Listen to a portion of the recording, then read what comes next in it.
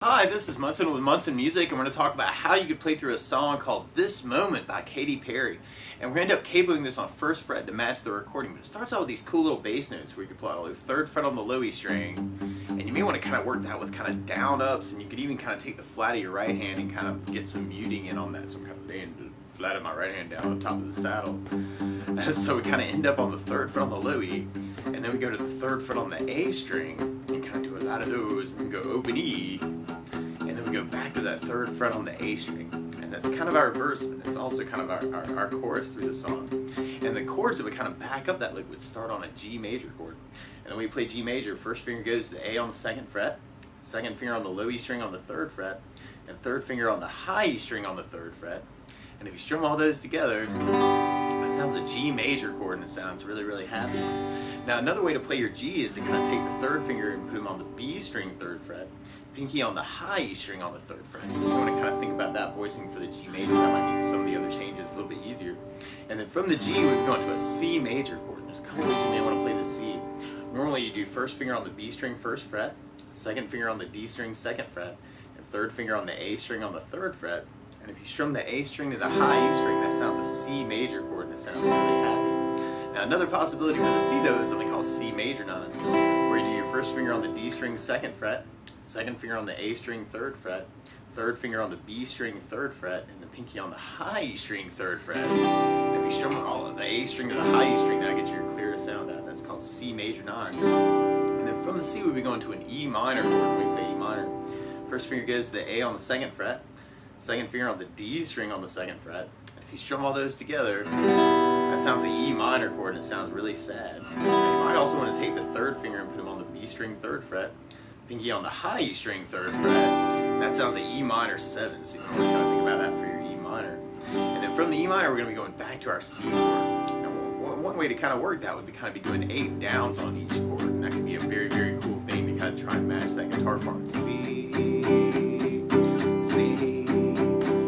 minor, E minor, C, C. And there are also some places through the song actually where you may just hear just kind of down strums, and you may want to kind of work it that way. But a lot of times with a song like this, to make it more interesting and kind of support my voice, I like using something called a strum pattern.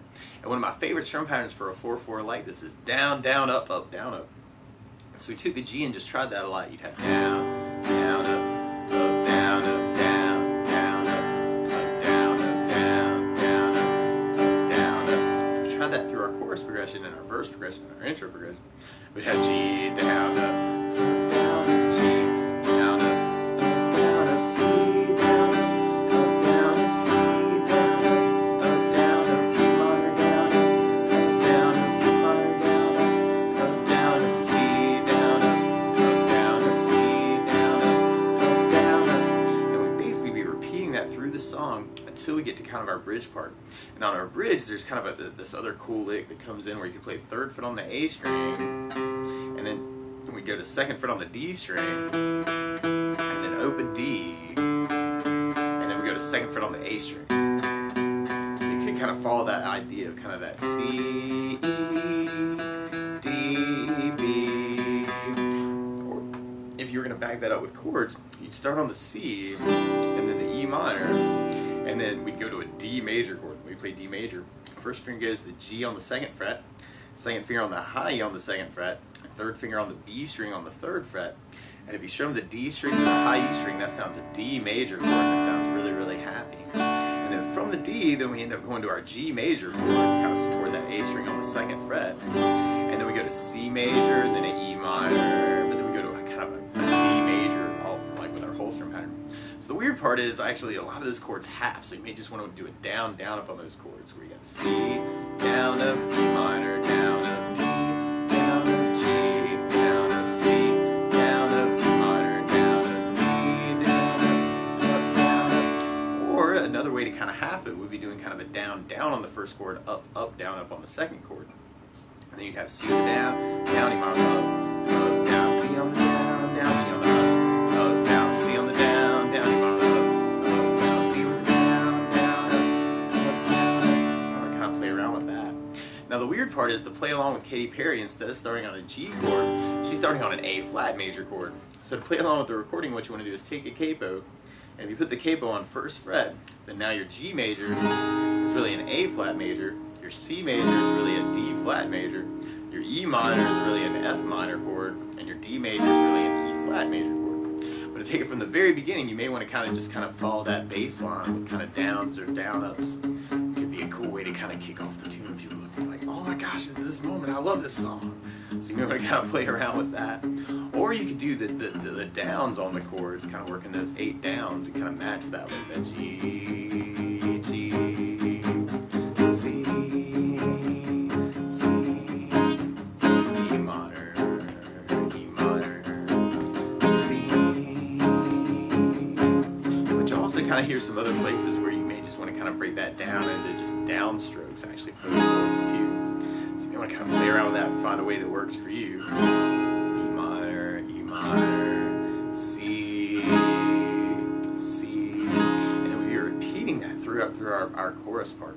And our first chorus actually has this cool little tag of kind of 2 extra G's on the end. So we tried that with a down, down, up, up, down, up. We had G to down, down, up, down, up, down, down, up, down, up, C, down, up, down, up, C, down, up, down, up, minor, down, up, down, up, minor, down, up, down, up, C, down, up, down, up, C, down, up, down, up. Keep repeating that G, C, E minor, C.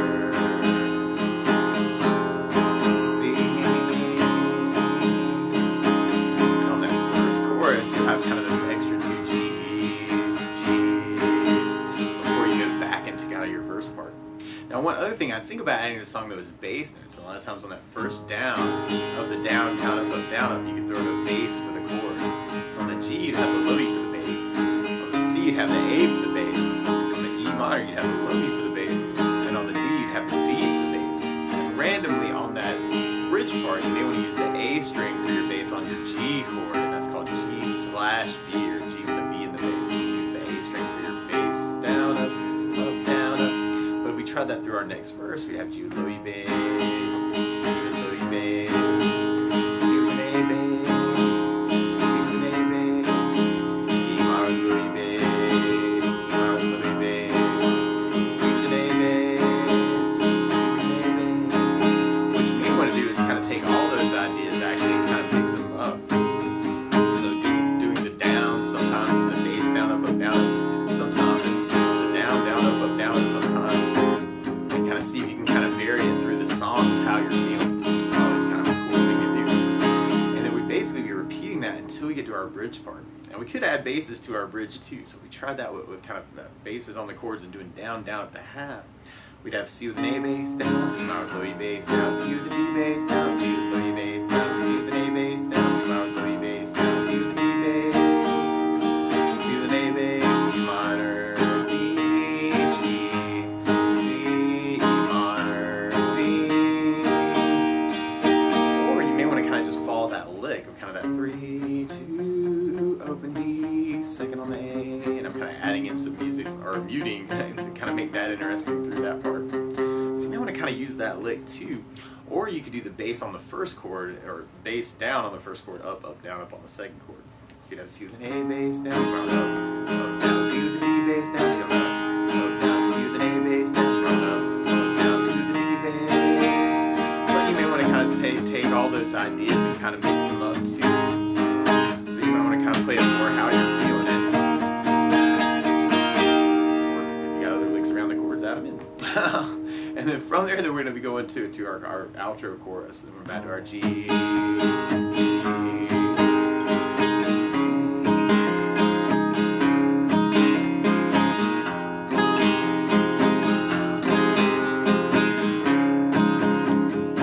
you want to kind of play around with the chord progression too.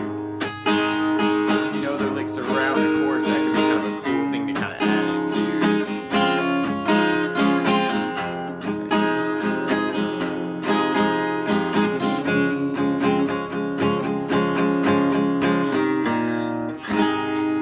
That's the basics of how you can strum through This Moment by Katy Perry. So good luck!